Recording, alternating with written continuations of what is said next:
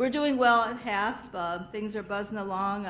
I met with the curriculum committee, 4-hour meeting, 2 sessions. That is a hard-working group, and everything is just great. One of the features is going to be the culture of Mexico in our curriculum.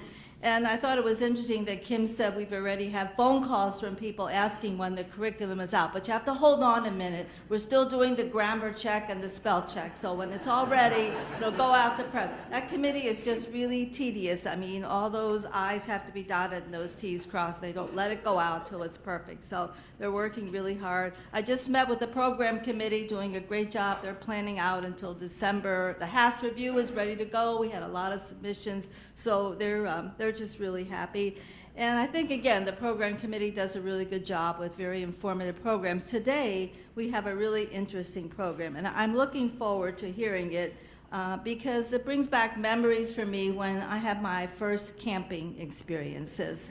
You didn't know I could carry a 40-pound backpack on my back hiking. The Appalachian Trail, before my husband and I had a car, we took the bus to Stroudsburg, Pennsylvania. We lived in Philadelphia. And then from there, it was getting dusk. We took a cab. When we got in, the cab driver said, "Where to?" as he's cranking up the meter. And we said, "Oh, let's see, we want to go to Interstate 80. That's where the Appalachian Trail crosses. So he just kind of looked at us, and as he's driving, he's looking behind me, 2 people with big backpacks and everything. But it was a really great experience. One other experience I enjoyed was the Boundary Waters, the canoe trip that we took, although I had one little issue is that when we were at the ranger station, I overheard the ranger say to my husband, "Your wife's not afraid of the bears, is she?" And he said, no. He said, "I know all about camping, no food near the tent, everything's good, you know, we'll just be fine." Of course, I kept haranguing my husband all during the trip about the bears. He said, "Terry, please. We are going to be camping on islands, and bears don't swim, so there will not be any problem." So I believed that the whole trip. So I was just totally relaxed, and I thought, and then I got home, and I was in conversation with someone at a social gathering, and talking about, they said, "What did you say?" I said, "Well, bears don't swim," so we were fine on the island. They said, "Well, let me give you this article about how adept black bears are at swimming." So they do swim, but at least he had me relaxing the trip.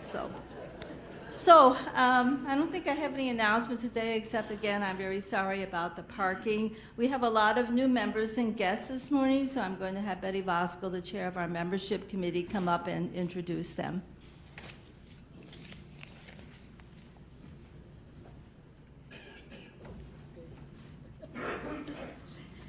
Good morning. We have a lot of visitors this morning. And we are so happy you're all here. So I'm just going to read your name and ask you to stand in place, if you would, please. Jim Boone and Barbara Boone, way back there. Margaret Mason, David Mason. Linda Fulton. Oh, and would you just stay standing? Someone asked me that last week, if you would just stay standing, and I just remembered. Okay, Linda Fulton. Bob Volkers.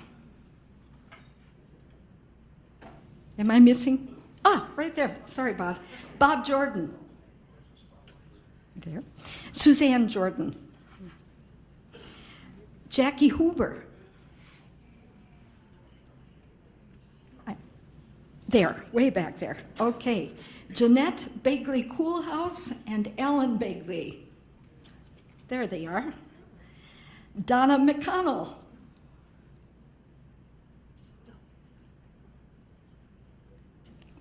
Where's Donna? Oh, there you are, Donna. Sorry. Sharon Van Putten. There. Cheryl Hulse. Right there.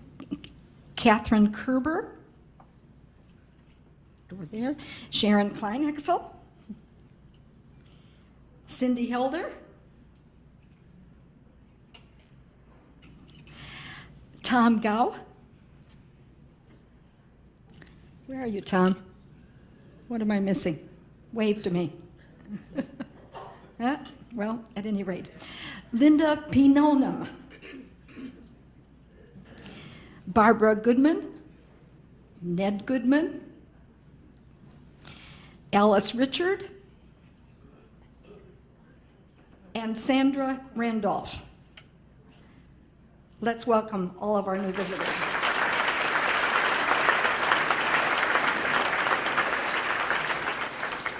And this morning we welcome 6 new members. So we'll start with Kathleen Armstrong. If you just come up here, Kathleen.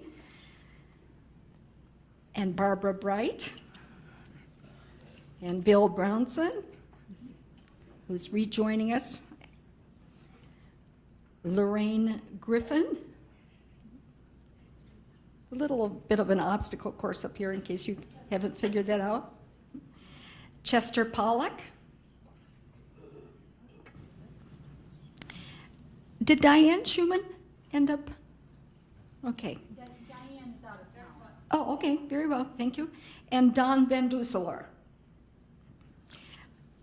Let's give all of our new members a welcome.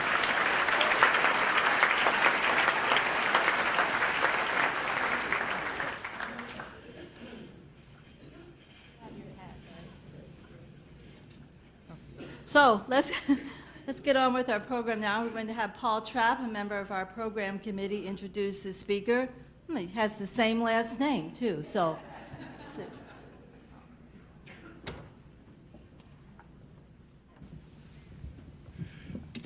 It's always great to be able to introduce a family member. It sure beats trying to explain them. To introduce a son or a daughter is always a wonderful experience, but to introduce a daughter-in-law is special. We have to remember that sons and daughters had no choice about being in the family. But a daughter-in-law not only volunteered, but even changed her name to get in. Patricia Murphy was born in the Detroit area, raised, fell in love with the Park Service.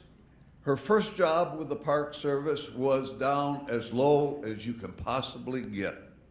She cleaned toilets, but cleaned them in the Grand Tetons. She went to Michigan State, got a degree in recreation, park planning, went to work for the Park Service in a variety of ways. While a student at Michigan State, she did an internship at Mackinac Island State Park. That's where she met my son.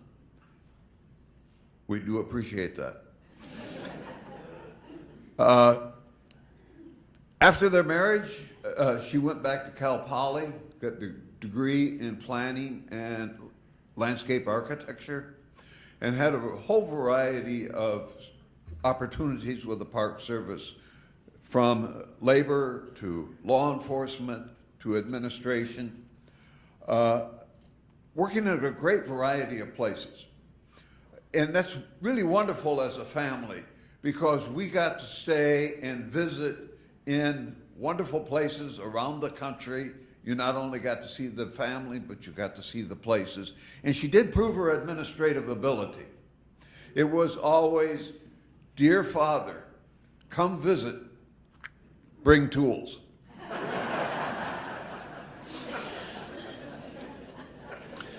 I know some of you live in the Holland area because you can keep your sailboats here. While she was superintendent at Salem Maritime, she had a bigger sailboat than any of you. Over 200 foot long and 4 masts. She has continued her career until she is now the Deputy Director of the Midwest region. I bring you my daughter-in-law, Patricia Trapp.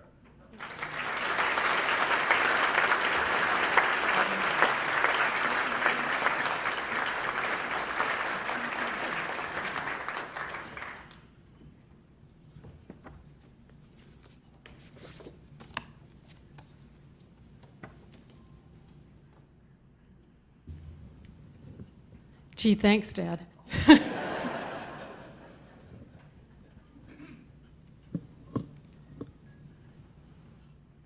that good? A little bit closer. Can you hear me all? Yes.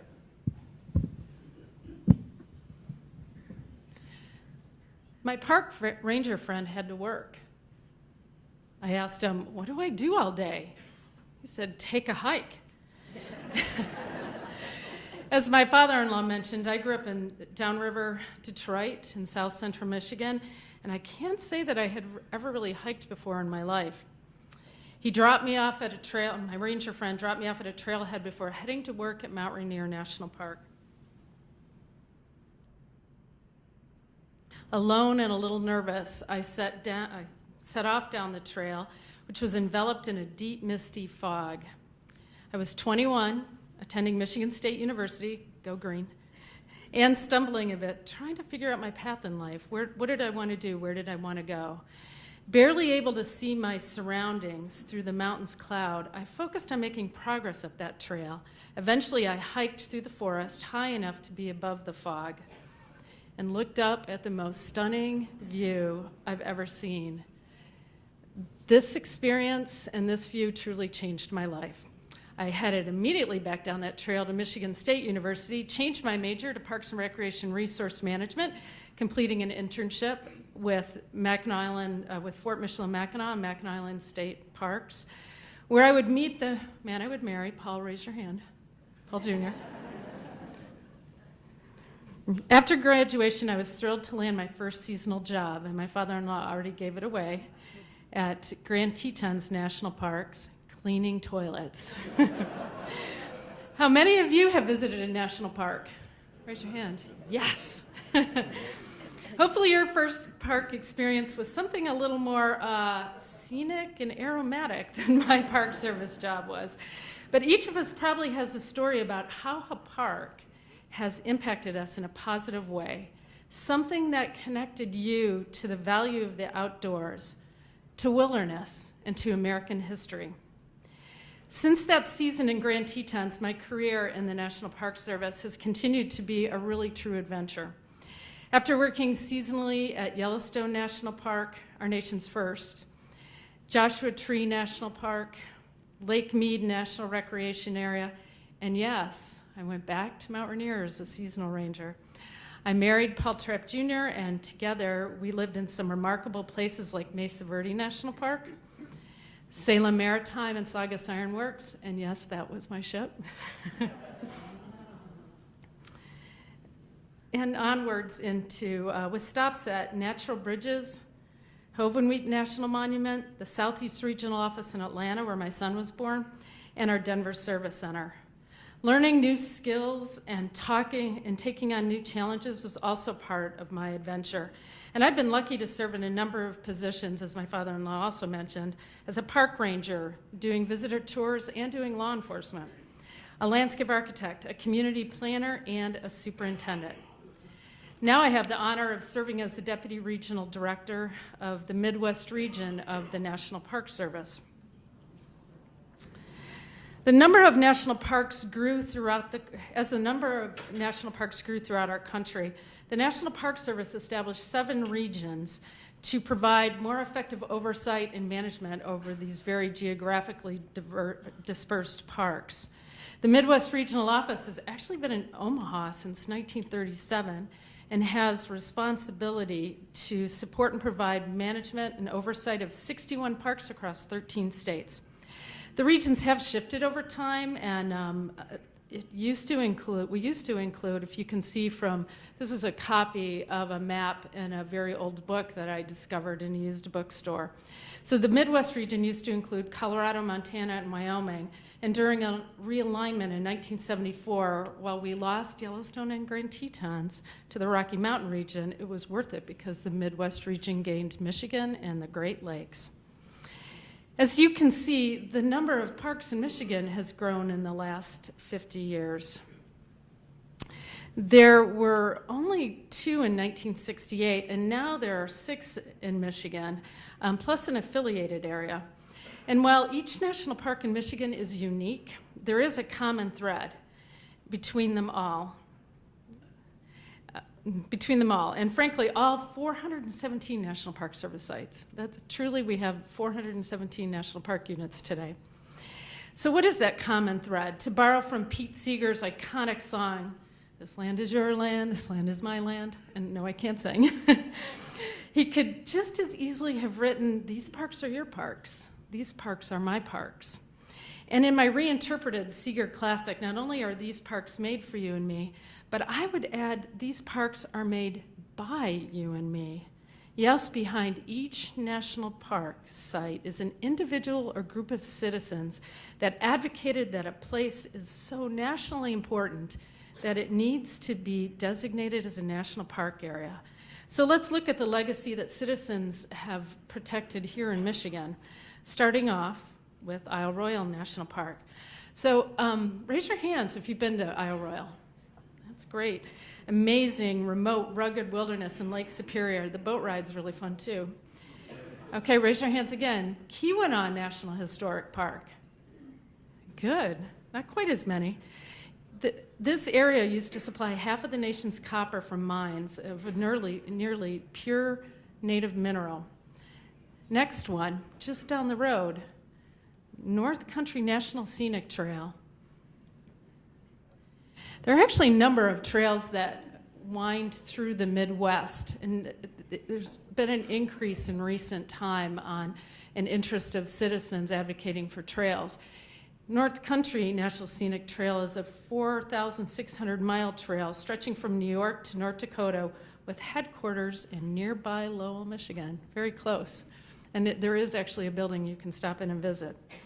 Moving on, Pictured Rocks National Lakeshore, a wonderland of cliffs, beaches, dunes, waterfalls. Who's been there? Who's been there? In forests on the Lake Superior shoreline, as magical in winter as it is in summer. And back in my own hometown, River Raisin National Battlefield, where brutal defeats by the British inspired Americans to fight on to victory in the War of 1812. Now, Detroit is also home to an affiliated area, Motor City's National Heritage Area, where the National Park, with the help of the National Park Service, a group of citizens helps you to explore Henry Ford's factories and learn the legend behind the creation of General Motors and Daimler Chrysler. And just a short distance north of us, Sleeping Bear Dunes National Lakeshore, a striking landscape of dunes, bluffs, and unique flora. Okay, who has not been there? Is there anybody?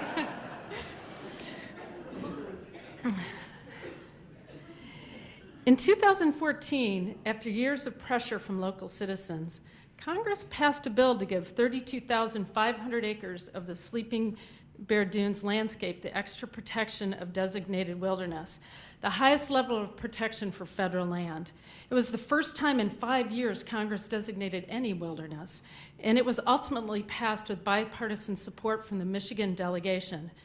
When Congressman Huizenga delivered his remarks about the bill on the House floor, he said, "The legislative achievement would not be possible without the hard work and tireless efforts of local citizens, local business owners, and local advocacy groups." I bet some of you are in here today.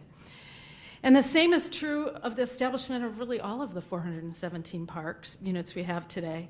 They all began with an individual or group of citizens deeply connected to a majestic landscape, a defining moment in American history, or a desire for a recreational experience like wilderness or trails. It is these citizens who advocated for the protection of places that define us as Americans, and they worked tirelessly to convince Congress or the President of the United States to save these places, not only for you or me, but for future generations. In 2016, we celebrated the protections of these places with the National Park Service Centennial, and what amazing opportunity to be part of the culmination of 100+ years of national park progress. As you may have noticed, I'm wearing the much larger Centennial badge today.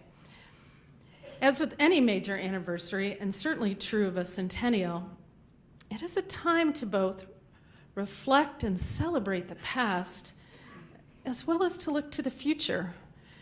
So now I pose a question to you. These 417 parks are your parks. They were created by your fellow citizens.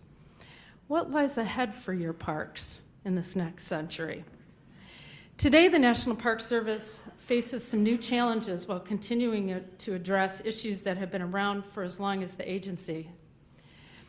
How do we pay to maintain the growing number of parks and meet an increasing number of visitors. And citizens continue to advocate to increase the number of parks that we manage. These parks help us to preserve a wider picture of American story, but what does it look like to interpret the multiple and complex meanings of these new places? Should all 417 parks be protected in the same way? Are there too many or not enough? Difficult questions like these are not new to us. Since before the agency existed, our national parks have faced changing national priorities and uncertainty again and again. Our parks have faced a series of majors up and down, and in our first 100 years, and many people, rangers, visitors, and tireless advocates have hiked through fog in search of clarity for the future. And since history often informs the future, let's take a look at the beginning of the Park Service to examine how shifting national priorities and changes in American views of what we want from our parks have shaped our national parks today. I was really lucky. I celebrated our centennial, August 25th, 2016, at Theodore Roosevelt National Park with the release of a quarter commemorating Theodore Roosevelt. I was looking over the Badlands of North Dakota at the landscape that shaped Teddy Roosevelt's conservation ethic. Roosevelt is well known as a conservation president, and his drive to protect nature and ultimately national parks came from a period of serious difficulty in his life. As a young man from New York, Roosevelt first visited the North Dakota Badlands in 1883, the area that is now Theodore Roosevelt National Park. He went there to hunt one of the few remaining bison. He fell in love with the area and rather impulsively bought into a cattle ranch partnership there. He returned home to New York, and then just a few months later, he experienced overwhelming personal tragedy when he was newly married, and his young wife, Alice Lee, and his mother, Mittie, who he was very close to, died on the very same day. Roosevelt was 25 years old. Devastated, he ordered those around him not to even mention his wife's name. And at the end of 1884, he abandoned politics and set out for the Dakota Territories and his Elkhorn Ranch. He stayed there for 2 years, ranching and working as a local sheriff. When he finally returns to New York in 1886, the wilderness had healed him, enough for a return to politics. He moved into the White House in 1901 and credited his time at the Elkhorn for his political ascendancy. Throughout his life, Roosevelt was a prolific writer. I'm sure many of you have read his books. And he often writes about his conservation ethic and the place that shaped it. As president, Roosevelt set aside more than 230 million acres of public land for national parks, national forests, and national monuments and wildlife refuges. That is over a third of the 618 million acres of public land that exists today. It's pretty striking. Visiting a national park in that time was a different experience than it is today. And while you could pretty much do whatever you wanted, there were very few regulations or fences or rangers. You'd pretty much be on your own to survive the experience. Good luck finding an informational wayside, a ranger, or even a maintained road. With minimal development and services in those few national parks, our management costs were quite low, and cavalrymen were dispatched to operate the parks, and so the Army was able to really cover those operating costs. In 1906, there were a grand total of 7 national parks, including heavy hitters like Yellowstone and Yosemite, and visitation totaled a paltry 30,000 total, about the same as the remote Isle Royale National Park currently gets in 1 year today. In 1916, Woodrow Wilson signs the law establishing the National Park Service, a new federal bureau in the Department of Interior. Referred to as our Organic Act, the service was created to try to bring, by this time, 35 different parks and monuments under a cohesive system of management. The act set a high standard of protection for these parks, and visitation steadily increased. And we all know this by heart in the National Park Service, but I need to go over it today because it's really compelling. To conserve the scenery and the wild and the natural and historic objects and the wildlife therein, and to provide for the enjoyment of the same, in such manner and by such means as will leave them unimpaired for future generations. It would be up to Stephen Mather, the first director of the National Park Service, to determine how the agency was going to achieve the mandate of the Organic Act. World War I was in full swing, making federal resources for projects like developing national parks extremely scarce. Before becoming director in 1914, Mather had traveled to several parks as a private citizen. Like Teddy Roosevelt, Mather found personal solace in the outdoors, and the magic of these places helped him overcome challenges in his life, even helping ward off the bouts of depression for which he suffered. Frankly, Mather was disgusted by the conditions he encountered during that visit. He wrote to the Secretary of Interior, who invited Mather to come to Washington himself and do something about it. Put your money where your mouth is, so to speak. And the crusade for cohesive management of our national parks began. What an inspired choice for director at that time. Mather's background was in marketing. With the war going on, there was no discretionary funds, so he went to Washington and hired staff, paying for them out of his own pocket. He raised funds to purchase additional park lands for protection. And like a good marketing man, he knew one of the primary goals was to democratize the parks by making them more accessible to more Americans. And that one day the war would end, and he believed people would not only want to visit their national parks, but that they would need them.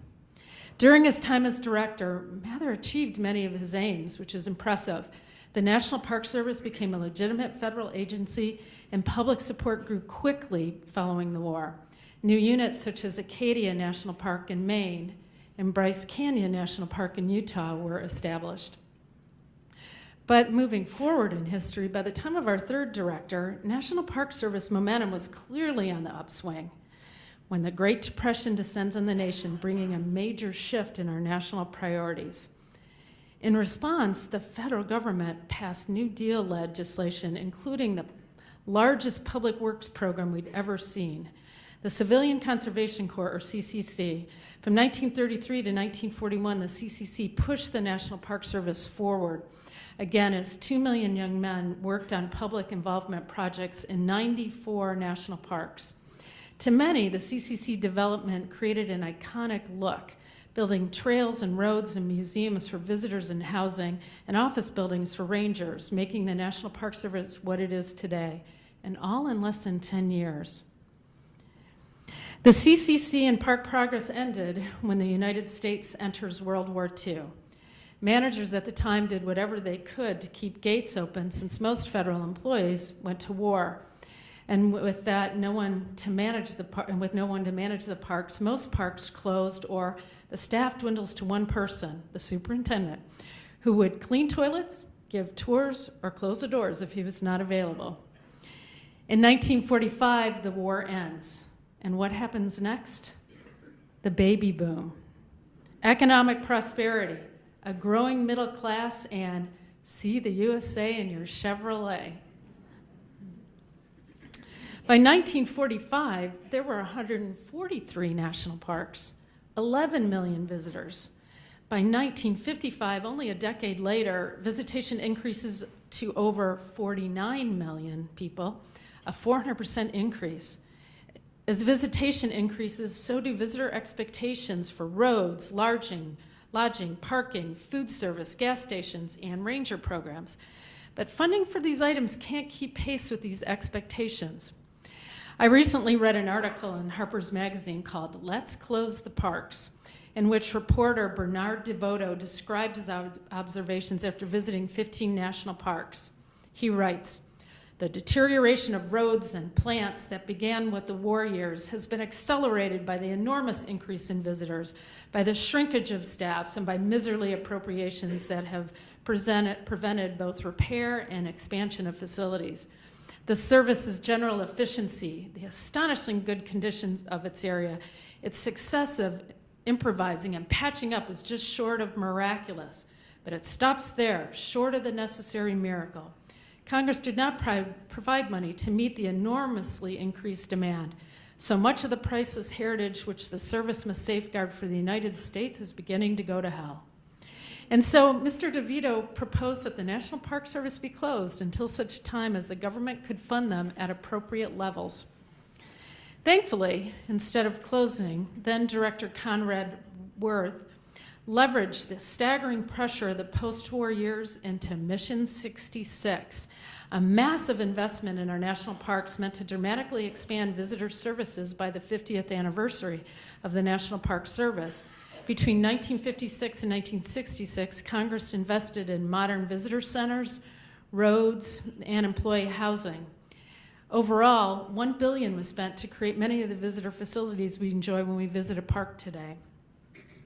Speaking of today, we've looked at some of the overarching challenges in the history of the National Park Service and how our leaders responded. Now let's go to the present and to our future. Some of the challenges and opportunities facing the national parks today have echoes in the past, are products of it, and some our founders couldn't even have imagined. How many of you have seen the news on the National Park Service backlog deferred maintenance? We estimate that it would take $12 billion to conduct the necessary maintenance work that has not been completed in our national parks. Just like all of us homeowners, right, Diane? When our household budgets are tight, we prioritize the work that needs to get done and we put off the expensive maintenance projects we can't afford to later. So a leaky roof gets patched instead of replaced, or paint is left to peel for a season or two, or 3, longer than we would like. Government agencies do the same thing, and the National Park Service is no different. We have developed, over my career, we have developed a very sophisticated system for prioritizing our available funds towards our most critical needs. Funding doesn't come close to covering the cost of these repairs, though, as the repairs that we would like to make.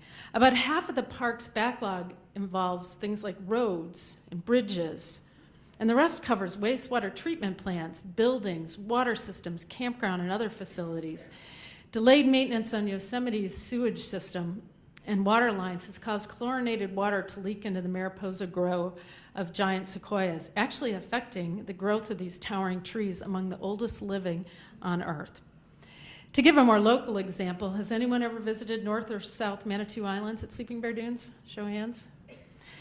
They're beautiful uninhabited islands that visitors can access by ferry. The docks need over $350,000 in repairs. When you add up the buildings in disrepair, the work needed on campgrounds, picnic areas, and trails, the total deferred maintenance for Sleeping Bear Dunes is at $20 million, about 4 times the park's annual operating budget. Like in the past, national parks also continue to face a double-edged sword of rising visitation. From 30,000 people in those very early days, and in President Theodore Roosevelt's time, to this past year during our centennial, 331 million people visited their national parks. Pretty striking. If not managed properly, visitation has the potential to overwhelm park resources and causing lasting damage to irreplaceable treasures. Zion National Park is so overwhelmed with visitors at times that even with the new transportation bus system and in the middle of winter, the line at the entrance gate can stretch for a mile. The number of visitors is impacting the soil, vegetation, water, wildlife habitat, soundscapes, and cultural resources in this fragile desert landscape.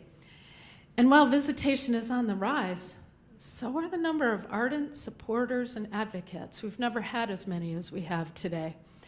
Advocates for their national parks and advocates for Zion in particular recently submitted literally thousands of comments to halt a proposed development that they did not want near their park's boundary. Pretty striking. As we look back from Teddy Roosevelt or Stephen Mather's days to now, much has changed, though the mission to preserve and protect in perpetuity for the enjoyment of us and future generations has remained constant. We no longer get our staff from the Army, for one thing, and visitors certainly expect a higher standard for our roads. They also expect other visitor services, such as museum exhibits, available and clean restrooms, well-marked trails, and the beloved ranger program. People want to see and talk to a ranger in parks. They expect search and rescue in the event of emergency. They expect the trash to be emptied. They expect recycling bins and water bottle filling station. And it's not just the visitor expectations that have changed. The type of parks and stories we share have changed a whole lot as well. Many of our newest parks preserve a more in-depth and inclusive view of American history. They are increasingly urban and address more recent events that have helped shape our national perspective. Some of our newest national parks bring alive the story of a factory town, a labor movement, and organizing for civil rights at Pullman National Monument in Chicago. Out of strikes in Pullman was established Labor Day. Or the science, engineering, politics, and people that led to the creation of the atomic bomb at Manhattan Project National Historic Park. All of us in this room will never forget 9/11. The National Park Service manages the Flight 93 National Memorial, the site of the crash of United Airlines Flight 93, honoring the passengers and crew who stopped the terrorists from reaching their target. Or Belmont Paul Women's Equality National Monument, a historic home and museum of the women's suffrage and equal rights movement. And Charles Young Buffalo Soldiers National Monument down the way in Ohio, in Wilberforce, Ohio, interpreting the legacy of career U.S. Army officer Charles Young, born into slavery in Kentucky in 1864. His cabin is still there where he was born in Kentucky. He was the third African-American graduate of West Point, the first black U.S. National Park superintendent, as we call him now, at Sequoia Kings Canyon when he was working for the Army and one of those cavalrymen. The first African-American military attaché and the highest-ranking black officer in the United States Army until his death in 1922, with many citizens believing that he did not achieve the rank of general only due to his race. In response, the modern ranger's role in interpreting these places is changing. We now teach our rangers to facilitate civic dialogue, to enhance understanding, and maybe even healing. Outside of our classrooms, our national parks are some of the few places people can openly engage in discussion about the most challenging issues of our past and of our future, like immigration, like climate change, civil rights, racial divides, and war. More than ever, National Park Service employees are also more diverse. With some notable exceptions, rangers used to be pretty much male and white. A female version of the ranger uniform didn't even exist until the 70s. It's pretty groovy on the one side. Now that our agency comes closer to reflecting the faces of our country, we certainly still have more work to do. Central to keeping parks protected is a well-trained professional workforce. Park employees are extraordinary, dedicated, hardworking public servants. But the demands of the jobs have changed over 100 years. Instead of a lonely ranger in a remote tent or trailer, and I was one of those, it takes about 23,000 permanent, temporary, and what we call seasonal employees, and another 340,000 volunteers to keep the National Park Service running today. The do-it-all ranger now needs to maintain stringent safety standards, comply with federal travel regulations, foster an inclusive and welcoming workplace free from sexual harassment, and meet many other requirements of management in the modern era. The second century of parks demands a culture where employees in every corner of this country are clearly accountable to each other and to the American people. In addition to deciding how we ensure accountability of our workforce, meet changing visitor expectations, and address a growing maintenance backlog, there is one central question that has remained constant throughout our history. How do we pay for it all? When Mather first started as the first director, he believed that park user fees would cover all park operations once the facilities were up and running. It has worked in rare instances. For example, Yellowstone almost did it in 1916 when they charged $10 for an auto permit, the equivalent of over $200 today, just to get into their parks. Entrance fees would indeed need to be in the hundreds of dollars for parks to be sustained at that time on user fees alone. How many of you have an American the Beautiful pass that gains you free entrance? Good. Gains you free entrance to your parks and other federal lands. Originally, I don't know how many of you got them free. They were free to those 62 and older. The price was, just a few years ago, the price was raised to $10. Under the new National Park Centennial Act, the pass for those age 62 or older will soon be raised to $80 for a lifetime. I know that's a big hit. Well, but where do the funds go? The funds are actually going to go into a second century endowment for the Park Service to be managed by our congressionally mandated nonprofit, the National Park Foundation.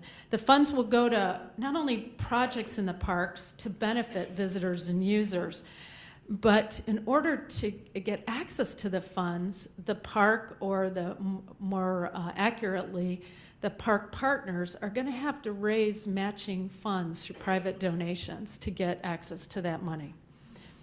And speaking of philanthropy, our National Park Foundation and other partners have made great strides in recent years to attract private donors to the needs of our parks. Historically, our National Park Foundation, which has been around almost as long as we have, used to raise about $10 to $20 million a year that they would invest back in their parks. During our centennial year, that went up to over $250 million, which is really an impressive increase. The Jefferson expansion, the Jefferson National Expansion Memorial, or St. Louis Arch, is undergoing a $250 million expansion and renovation with new exhibits. And if any of you have been there, the visitor center is underground. It's almost doubling underground. And engineering beyond my capability. All of that money has been raised by foundations, donors, and citizens. Not one of those dollars is from your taxes. Now, perhaps more than ever, many citizens value our national parks, and there is no lack of quantitative evidence that national parks matter. Gateway communities depend on the tourism revenue generated by parks. Visitor spending alone contributes $32 billion annually to our economy. At no point has the importance of parks to local economies been more clear to me than during the government shutdown. I was put in charge of the very few people we had out, just those that were deemed most critical and necessary in our national park.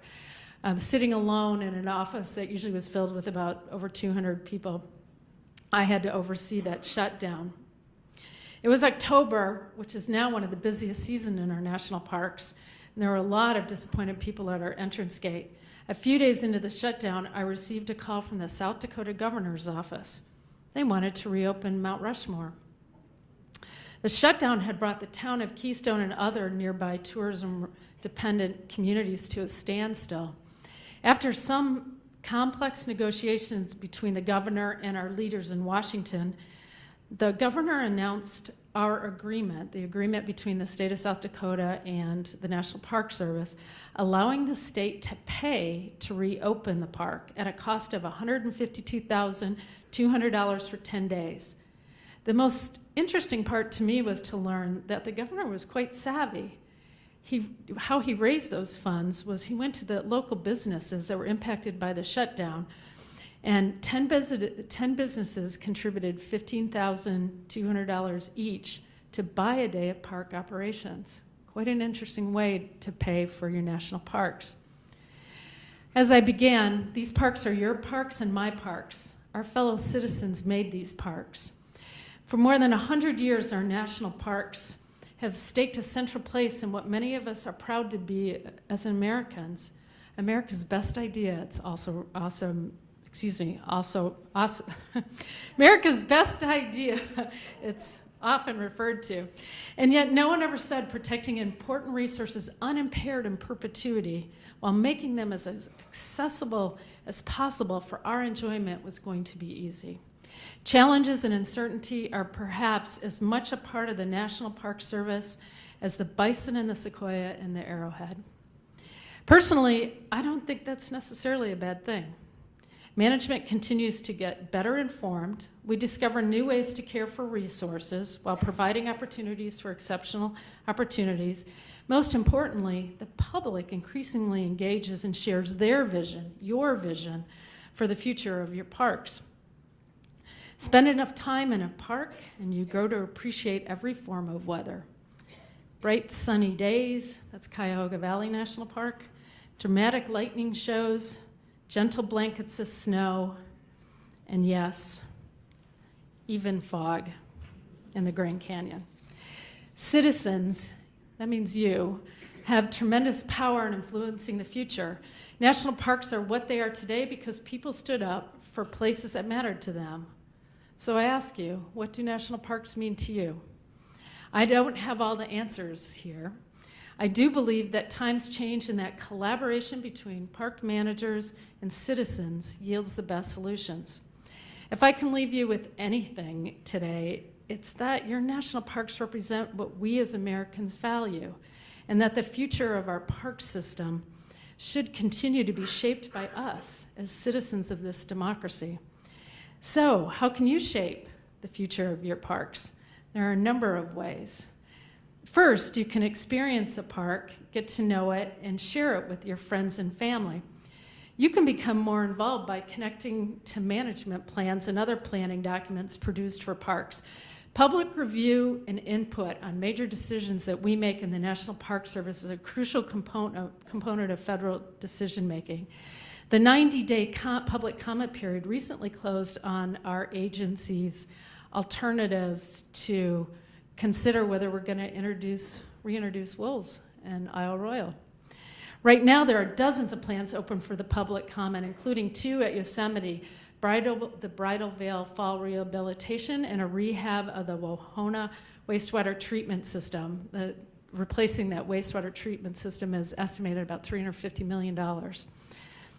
Parkplanning.mps.gov, that's where you go. And we also have a number of nonprofit partners that you can certainly become involved in. And like I mentioned earlier, it takes hundreds of thousands of volunteers to keep the park running, and volunteering is a wonderful opportunity to share your expertise and experience your national park. On volunteer.gov, it's easy to search for opportunities by interest or location and then apply in line, or you can see my father-in-law, Paul Trapp Sr. Also, there's also opportunities to work in national parks, whether seasonal or permanent. Again, another website, usajobs.gov. It's one I have to go to find a new job at times. As I was mentioning before, we have a number of nonprofit partners like the National Park Foundation, the National Parks and Conservation Association. While its headquarters for the Midwest region is over in Chicago, actually I personally know that the director actually lives in Saugatuck, and she just drives over to Chicago because she likes it better here in Michigan. There's also a lot of others like National Parks of Lake Superior Foundation, North Country Trail. Again, whatever interests you, it will allow you the opportunities to gauge in particular issues or support places or causes that you care most about. In managing our national parks today, we do contend with clouds a lot of the time. But our history has shown that the fog and the clouds can part and the sun can shine. The view of our protected lands from California to the New York Islands, from the Redwood Forest to the Gulf Stream waters, this land was made for you and me. These parks are here for you and me. And the future of our parks can be shaped by you and me. Whether hiking a new trail, touring a historic site, or advocating for the protection of a place or moment in history, my national park adventure has shaped my life and who I am today. And I'm still amazed at my luck to have taken that hike out of the mountains fog to be standing here. Thank you.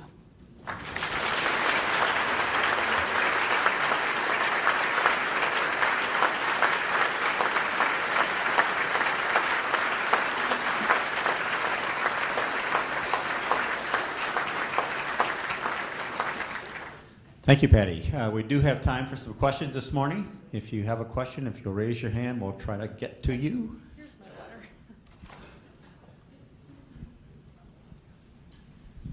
Can you explain the difference between a national park and a national monument? There's, in some ways, no difference in all.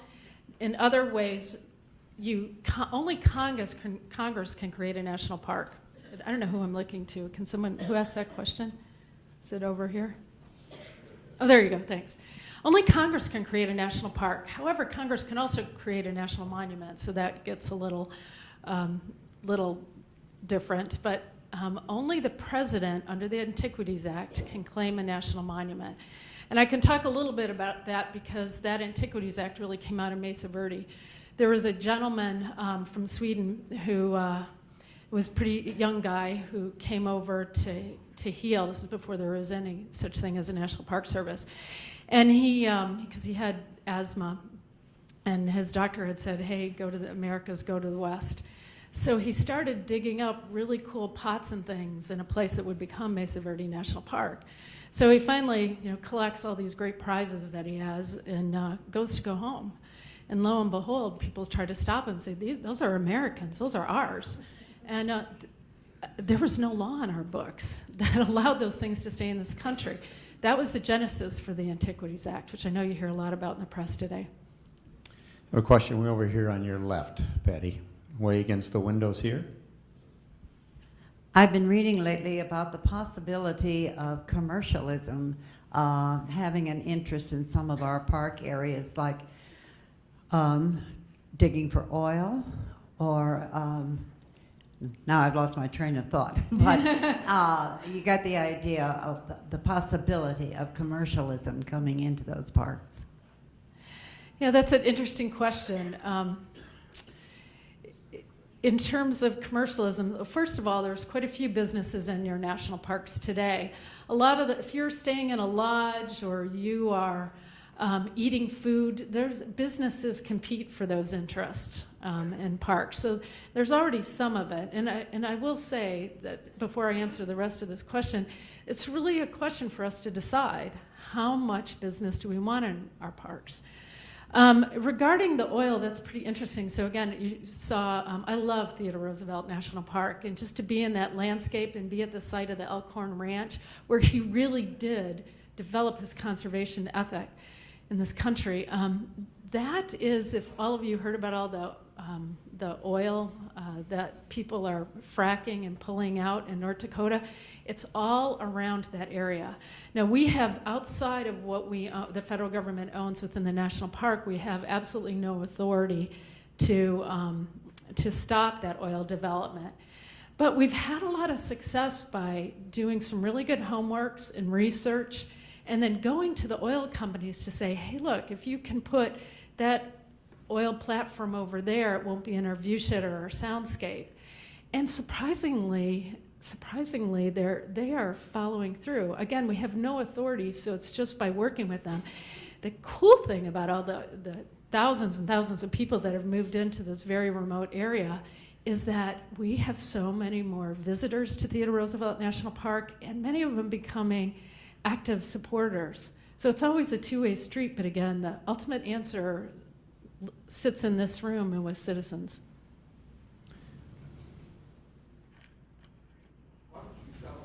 Now I'll repeat it. Can you comment about Gifford Pinchot? Okay. Well, I don't care about him because he's with the U.S. Forest Service. No, I think he, like some of the figures I talked about today, was still really pivotal in our conservation ethic of this country. It's just magical to me too, because of our forefathers, those people like Gifford Pinchot, people like Mather, people like Teddy Roosevelt, have really set a standard that the rest of the world tries to emulate to this day.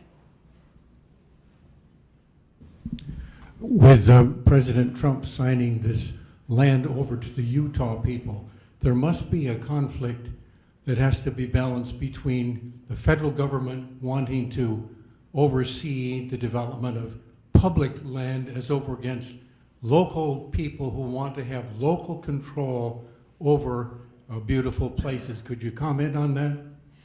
Yes, I think it's been around for a long time. I don't think it's going to stop. And again, I think our national priorities shift what's important to us as America. It certainly shifted quite a bit when we went into World War II. And I think you're seeing it today. Still, when you look at the number of citizens, again, all the, like Bears Ears National Monument, I'm sure that's one of the ones you're talking about. In that local community, there is still more support than opposition to it. And so, it'll be interesting to see if Bears Ears continues as a national monument. My understanding from talking to our attorneys is that the Antiquities Act says that Bears Ears will remain. The question is, how will the boundary be reduced? Because I think that's the one thing the president has authority for. And again, it's up to the citizens. And frankly, I think debate is important. It's part of our democracy. Not everybody is going to think the same way. And also, we're always balancing that need to preserve and the need to make money, personally, so we can live. So there's always going to be a balance, and I think there's always going to be that push-pull, but that's what's so essential. Again, if there's anything I leave you with today, is no matter which side of the fence you sit on, have a voice. And one last question.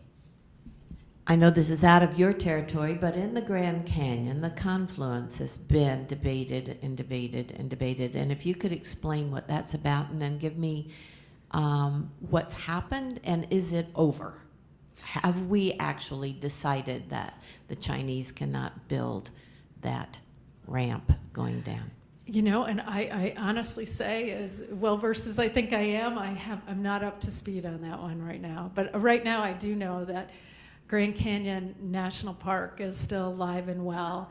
As you might have noted when I was talking a little bit of the workforce, I'm sure many of you have seen the alleged sexual harassment that has taken place in the Grand Canyon, and it's also allegations have also shown up in Yosemite, and park superintendents lost their job. But I think it's really, we're an old, very traditional agency, and like with many things, our tradition is both our strength, but it's also been our weakness. And I think we've just been slow to change in how we address our workforce. And I think that while none of us wanted to see the headlines about sexual harassment that went on for a long time with the River Patrol Rangers down in the canyon, none of us wanted to see that happen. But I thought, wow, how amazing that a group of women stood up and said, enough, and they spoke out. And what it's done is it's releasing other people are feeling empowered to speak up as well, and it's rightfully changing our workforce and how we manage them.